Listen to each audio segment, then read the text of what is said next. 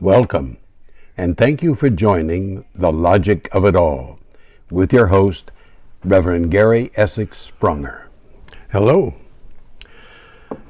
Thank you for following, and glad you could sit in on the conversation. This December 14th is the third Sunday of Advent, and over the past 3 episodes we've been following the lectionary's suggested scriptures as we look forward to the birth of Jesus. The scriptures have covered some of the Old Testament prophecies that are used in the New Testament, supposedly telling about the coming of Jesus. The word supposedly is used because, as we have been reading, the prophecies have been about the Lord coming to restore his kingdom. This is in the Old Testament. And in the New Testament, they are used as confirmation that they were prophecies about the coming of Jesus. The problem has been the prophecies in the Old Testament were written during times of Jewish suffering.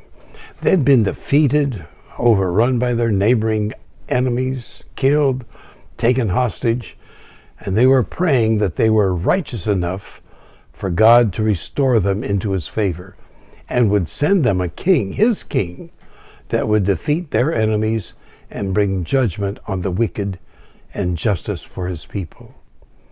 In the past, they had believed God had instructed a prophet to anoint a man as king, but there still were defeats and captivities. The prophecies later were about God not going through a prophet, but being directly involved by sending the one that would be a successful king, meaning restoring God's kingdom for his people, and all would be good for his people in their righteousness. With their ancient knowledge of myths, legends, superstitions, and belief in mythological gods, they were able to reason that only through God's direct action could there be a king that would establish God's kingdom for his people, as the others, anointed by their religious prophets and believed approved by God, were not successful. And only God sending them a leader directly would be the king that would end their desperation, and then all would be good for his people. There are 2 suggested Old Testament scriptures. First, Psalm 146, verses 5 through 8. Blessed is he whose help is in the God of Jacob, whose hope is in the Lord his God, the maker of heaven and earth, the sea and everything in them, the Lord who remains faithful forever. He upholds the cause of the oppressed and gives food to the hungry. The Lord sets prisoners free. The Lord gives sight to the blind. The Lord lifts up those who are bowed down. The Lord loves the righteous. And then again in Isaiah chapter 35. The desert and the parched land will be glad. The wilderness will rejoice and blossom like the crocus. It will burst into bloom. It will rejoice greatly and shout for joy. The glory of Lebanon will be given to it, the splendor of Carmel and Sharon. They will see the glory of the Lord, the splendor of our God. Strengthen the feeble hands, steady the knees that give way. Say to those with fearful hearts, be strong, do not fear. Your God will come. He will come with vengeance, with divine retribution. He will come to save you. Then will the eyes of the blind be opened, and the ears of the deaf unstopped. Then will the lame leap like a deer, and the mute tongue shout for joy. Water will gush forth in the wilderness, and streams in the desert.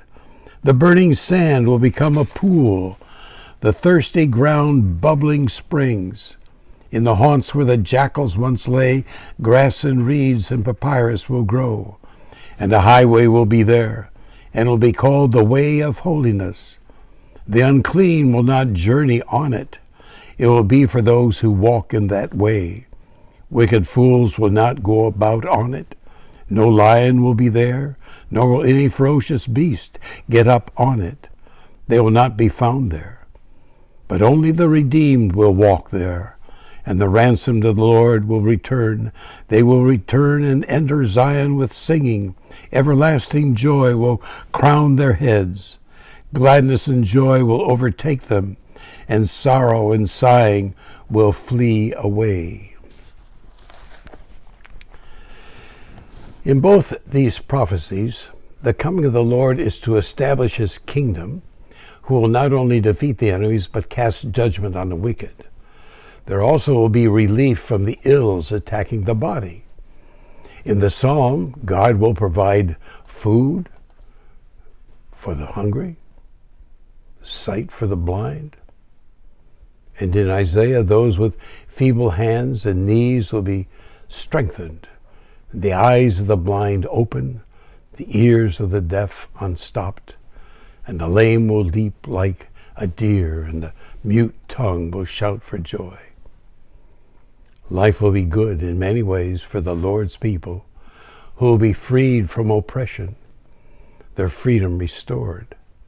They will not be hungry, and they will be restored to good health. Now we turn to see what is done with these prophecies in the New Testament lesson suggested in the lectionary, which goes into the adult life of Jesus to confirm what has been prophesied. Matthew chapter 11, verses 2 through 11. When John heard in prison what Jesus was doing, he sent his disciples to ask him, "Are you the one who is to come, or should we expect someone else?" Jesus replied, "Go back and report to John what you hear and see. The blind receive sight, the lame walk, those who have leprosy are cured, the deaf hear, the dead are raised, and the good news is preached to the poor. Blessed is the man who does not fall away on account of me." And John's disciples were leaving. Jesus began to speak to the crowd about John. "What did you go out in the desert to see?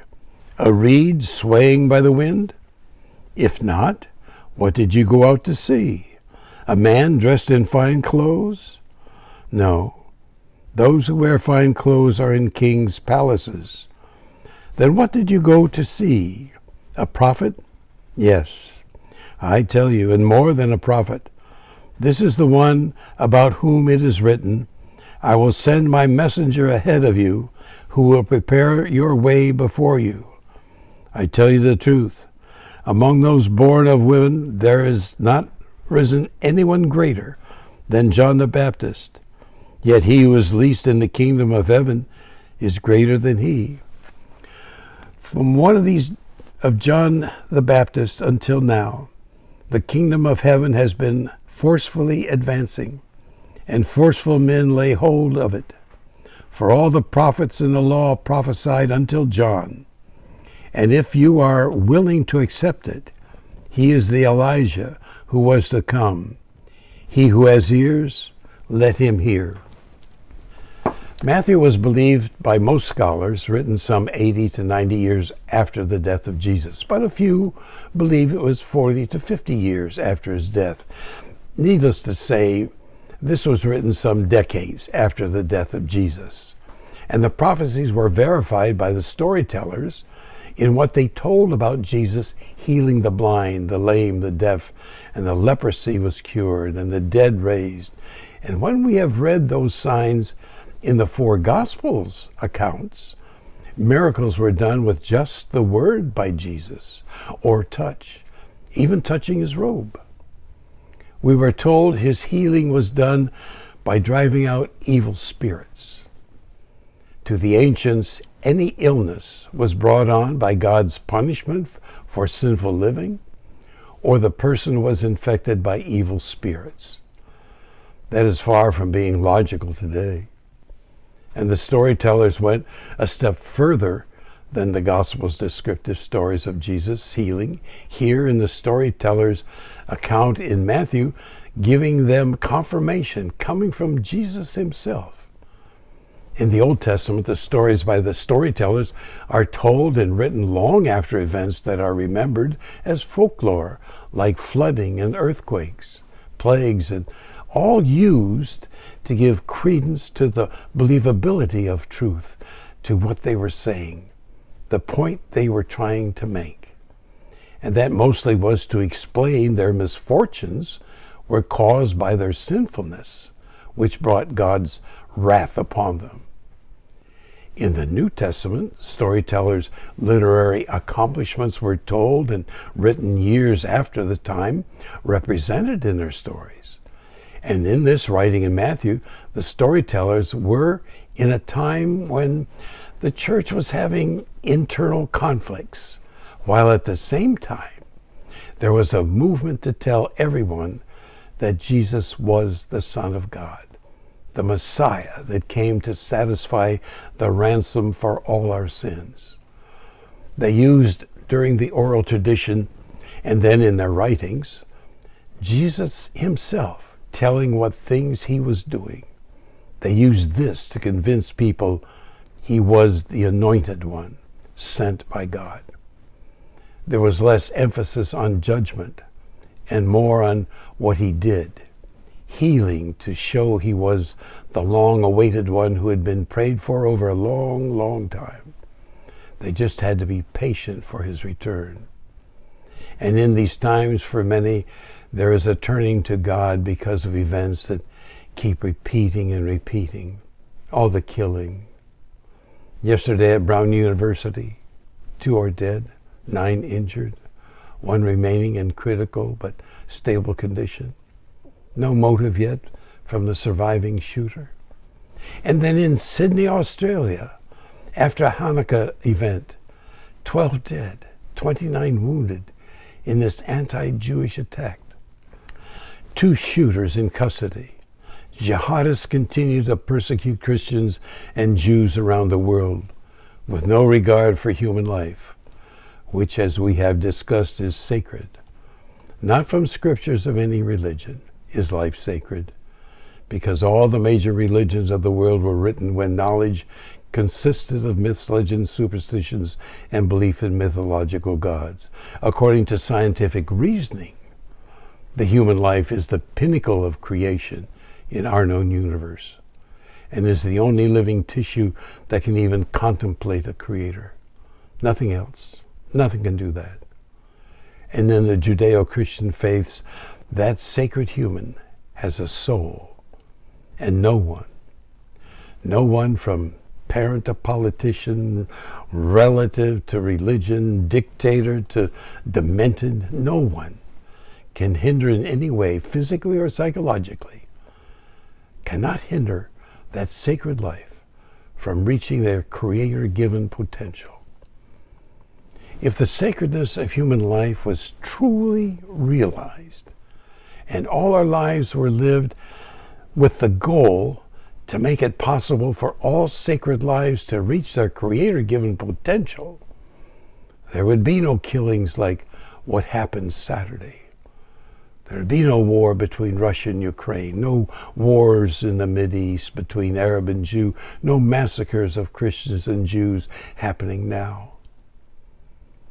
An ancient thinker would see all this happening today and say, only God coming to earth can stop all this evil.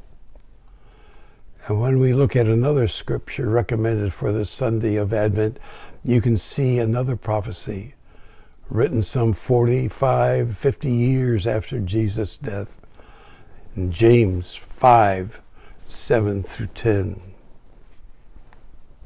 Be patient then, brothers, until the Lord's coming.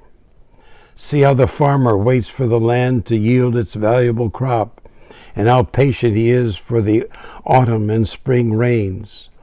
You too be patient and stand firm, because the Lord's coming is near. Don't grumble against each other, brothers, or you will be judged. The judge is standing at the door. Brothers, as an example of patience in the face of suffering, take the prophets who spoke in the name of the Lord. This is a New Testament prophecy calling for the return of Jesus.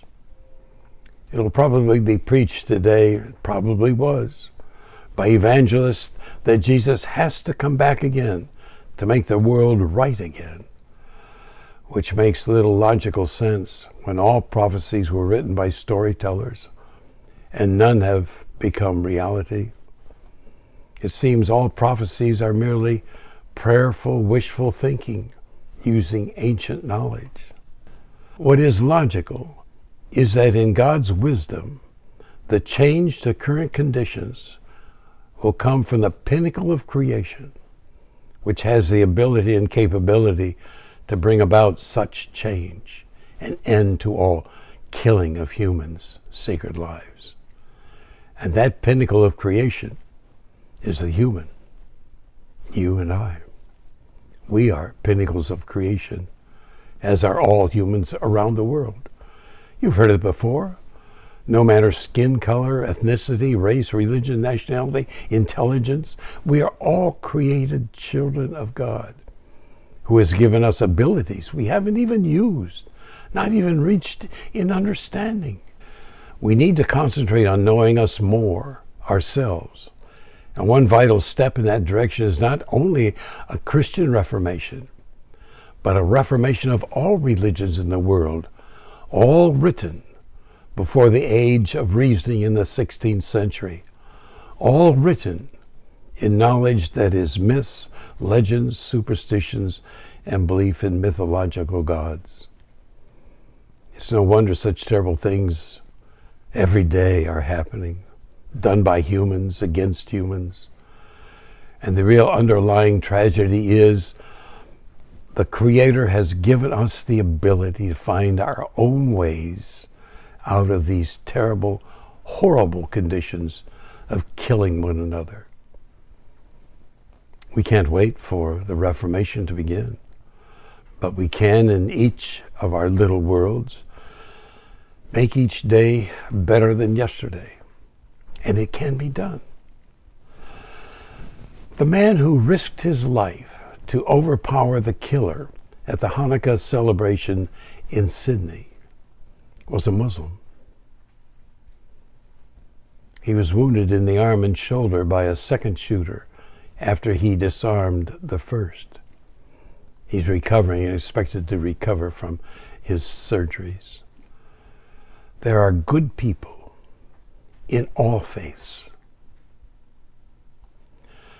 Until next time, when things will be better than they are today, have a good rest of your day and sunshine tomorrow. Thank you for following The Logic of It All and the Hope for a Christian Reformation. If you have followed since episode 1, you're welcome to the website, thelogicofitall.com. Join us again for much, much more in The Logic of It All.